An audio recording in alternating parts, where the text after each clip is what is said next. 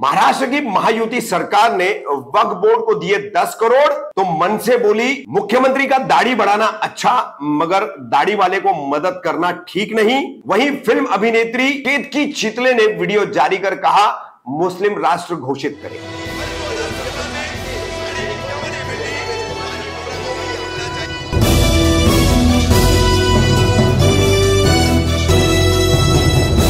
रफीक कामदार Hindustani reporter में आपका स्वागत है। 2 दिन पहले महाराष्ट्र में महायुति की जो सरकार है, भारतीय जनता पार्टी, शिवसेना शिंदे गुट और राष्ट्रवादी कांग्रेस पार्टी अजीत पवार गुट, इन तीनों दलों की इस महायुति सरकार ने राज्य में वक्फ बोर्ड को 10 करोड़ का अनुदान दिया है, ग्रांट दी है। अब इस फैसले का विरोध सबसे पहले महाराष्ट्र नवनिर्माण सेना ने किया है और महाराष्ट्र नवनिर्माण सेना के पदाधिकारी है प्रकाश महाजन। इन्होंने इस पर तीखी नाराजगी जो है जाहिर करते हुए कहा है कि मुख्यमंत्री दाढ़ी बढ़ा रहे, अच्छी बात है, मगर दाढ़ी वाले को मदद करना ठीक नहीं। वहीं फिल्म अभिनेत्री केतकी चितले जो अपने हिंदुत्ववादी विचारों को लेकर के हमेशा जानी जाती है, सोशल मीडिया पर एक्टिव रहती है, उस तरीके की कई सारी पोस्ट भी करती रहती है, तो उसने भी अपना लगभग 5.5-6 मिनट का एक वीडियो जारी किया है। वो हम वीडियो आपको दिखा रहे हैं। वीडियो आप देख सकते हैं कि किस तरह से केतकी चितले हिंदू मुस्लिम करते हुए सरकार को कोस रही है, विधानसभा में कौन सा झंडा हाथ में लूं ये सवाल खड़ा कर रही है और साथ ही कह रही है कि अब आपको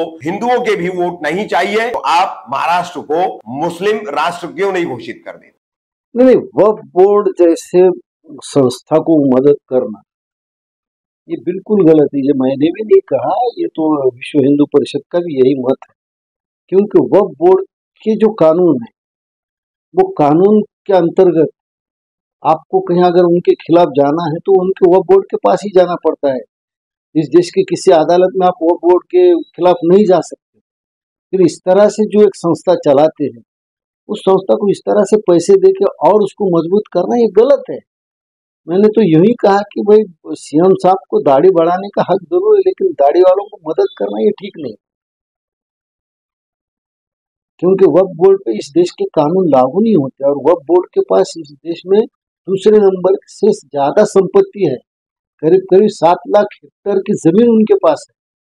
उसमें से जो जमीन है वो आदिवासी, वनवासी, दलित, वंचित ये लोग सब। नमस्कार, मी केतकी चितले।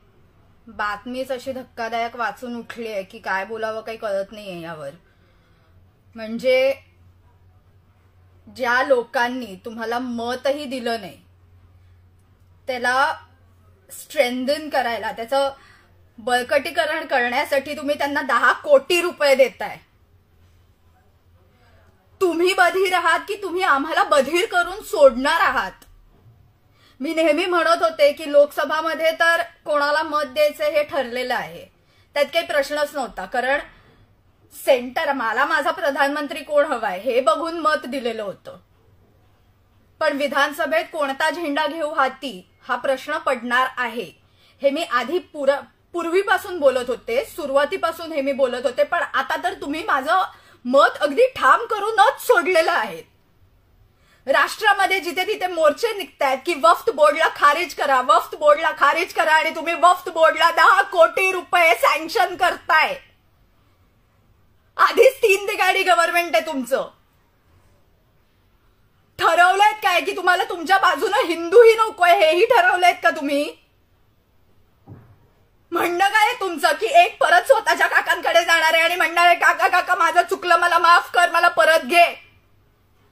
दुसरी व्यक्ती काय करतेय, 3 चाकी सायकल चालवता येत नाहीये, डोक्यात हवा गेलेली आहे म्हणून परत मी माझे 3 चाकी रिक्षा चालवायला निघतो असं म्हणणार आहे। आणि तिसऱ्याचं तर काय, रेजिग्नेशन ऍक्सेप्टच केलं जात नाहीये, माझा राजीनामा घ्या, माझा राजीनामा घ्या, हे ऍक्सेप्ट केलं जात नाहीये म्हणून ह्या पद्धतीने तुम्ही राजीनामा सोडा, तुम्ही दरिद्रीपणा करणार आहात का? तुमचं म्हणणं काय आहे की बघा 10वीतला मुलगा जसा म्हणतो मी आता फेलच होऊन दाखवीन, तसं तुम्ही किती संख्यानं तुमची मतं तुम्ही कमी करणार आहात हे डिसाईड केलंय का? हा तुमचा गोल आहे का विधानसभेसाठी? म्हणणं काय आहे तुमचं नेमकं? स्पष्ट क्लिअर कट सांगून टाका हे काय आहे। वक्फ बोर्डला आम्ही अपील करण्यासाठी, त्यांच्या बळकटीकरण करण्यासाठी आम्ही पैसा देतोय म्हणजे काय आहे? वक्फ बोर्ड उद्या हिंदूंची आतापर्यंत इतकी की जमीन ऑलरेडी खाऊन बसलेलं आहे. बरं, वक्फ बोर्ड तुमच्या घरी उद्या आला, म्हणाला की, हे मी जे बघतायत त्यांना सांगतेय की आपल्याकडे आला वक्फ बोर्ड मधली माणसं आणि म्हणाली की ही जमीन आमची आहे, तुमची नाहीये, तर आपण बोंबा मारत रस्त्यावरती फिरू, कारण वक्फ बोर्डचा डिसिजन हा हायकोर्ट किंवा सुप्रीम कोर्ट मध्ये चालत नाही.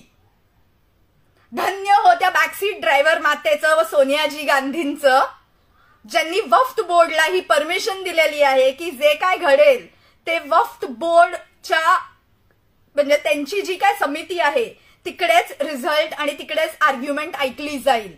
आणि ह्याचमुळे हिंदूंचे अतिशय कितीतरी कोटी एकर जागा हडपल्यात यांनी, की दुसरे हायेस्ट लँड ओनर्स आहेत वक्फ बोर्ड. सर्वात पहिलं थँकफुली गव्हर्नमेंट ऑफ इंडिया आहे आणि दुसरं वक्फ बोर्ड आहे ज्याच्याकडे सर्वात जास्त जमीन आहे. ह्यांना रद्द केलंच पाहिजे. आणि तुम्ही त्यांना 10 कोटी रुपये देताय, सँक्शन करताय त्यांना. अरे निर्लज्ज माणसांनो, थोडा तरी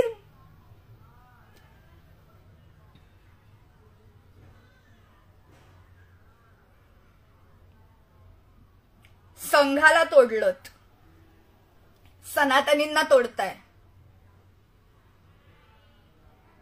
नोटाला आयुष्यभर मी शिव्या घालत आलेले आहे की नोटा एवढा भिकारीपणा ह्या जगात नसेल. पण थँक्यू 3 तिघाडी सरकार, तुमच्यामुळे विधानसभेत नक्की नोटाचं बटन दाबेन. असंच जर चालत राहिलं ना तर बंगालसारखी परिस्थिती महाराष्ट्रात यायला फार वेळ लागणार नाहीये. तिकडे दीदी बोलावतेच आहे बांगलादेशींना, इकडे तुम्ही रोहिंग्यांना जागा द्याल. ऑलरेडी मानखुर्द अख्खं बांगलादेशी मुसलमानांनी भरलेला आहेच, तुम्ही रोहिंग्यांनाही आणून आमच्या डोक्यावर बसवा. आता सगळीकडे देऊनच टाका ना, मुसलमान राष्ट्र म्हणून डिक्लेअर करूनच टाका ना एकदाच. कशाला तुम्ही का महाराष्ट्र छत्रपती शिवाजी महाराजांचा महाराष्ट्र कशाला बोंबा मारताय? खरं ते बोलून टाका ना. औरंगजेबाचा महाराष्ट्र हेच करायचंय ना तुम्हाला, करून टाका. कशाला थांबलात, कोणाची वाट बघताय?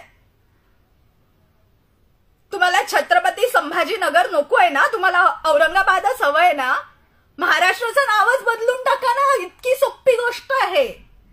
आणि उगाच छत्रपतींचं, फुल्यांचं, आंबेडकरांचं, सावरकरांचं कोणाचंही नाव घेऊ नका, त्यांचा अपमान करू नका त्यांचा महाराष्ट्र म्हणून.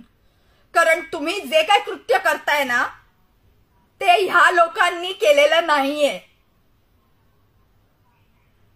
त्यांची नावं तोंडातूनही काढू नका यापुढे.